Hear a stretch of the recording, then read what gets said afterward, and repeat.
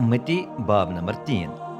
यहया बपतिस्मा देने वाले की खिदमत। उन दिनों में यहया बपतिस्मा देने वाला आया और यहूदिया के रेगिस्तान में ऐलान करने लगा, तौबा करो क्योंकि आसमान की बादशाही करीब आ गई है। यहया वही है जिसके बारे में यशायाह नबी ने फरमाया, रेगिस्तान में एक आवाज पुकार रही है, रब की राह तैयार करो, उसके रास्ते सीधे बनाओ। यहया ऊँटों के बालों का लिबास पहने और कमर पर चमड़े का पटका बांधे रहता था। खुराक के तौर पर वो चिड़ियाँ और जंगली शहद खाता था। लोग यरूशलेम, पूरे यहूदिया और दरियाई यरदन के पूरे इलाके से निकलकर उसके पास आए और अपने गुनाहों को तस्लीम करके उन्होंने दरियाई यरदन में यहया से बपतिस्मा लिया। बहुत से फरीसी और सदूकी भी वहां आए जहां वो बपतिस्मा दे रहा था। उन्हें देखकर उसने कहा, ए जहरीले सांप के बच्चों, किसने तुम्हें आने वाले गजब से बचने की हिदायत की?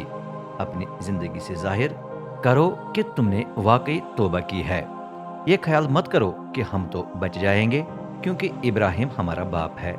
मैं तुमको बताता हूँ कि खुदा इन पत्थरों से भी इब्राहिम के लिए औलाद पैदा कर सकता है। अब तो अदालत की कुल्हाड़ी दरख्तों की जड़ों पर रखी हुई है। हर दरख्त जो अच्छा फल न लाएगा काटा और आग में झोंका जाएगा।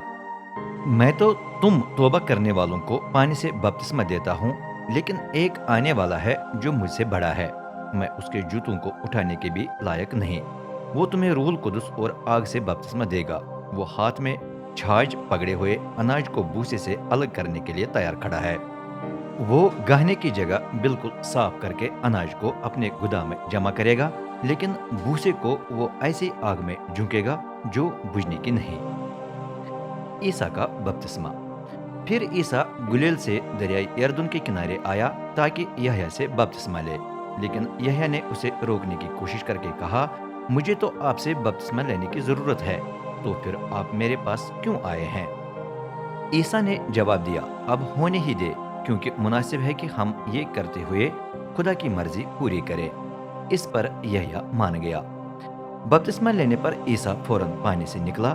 उसी लम्हे आसमान खुल गया और उसने खुदा के रूह को देखा जो कबूतर की तरह उतरकर उस पर ठहर गया। साथ साथ आसमान से एक आवाज सुनाई दी, ये मेरा प्यारा फर्जंद है, इससे मैं खुश हूँ।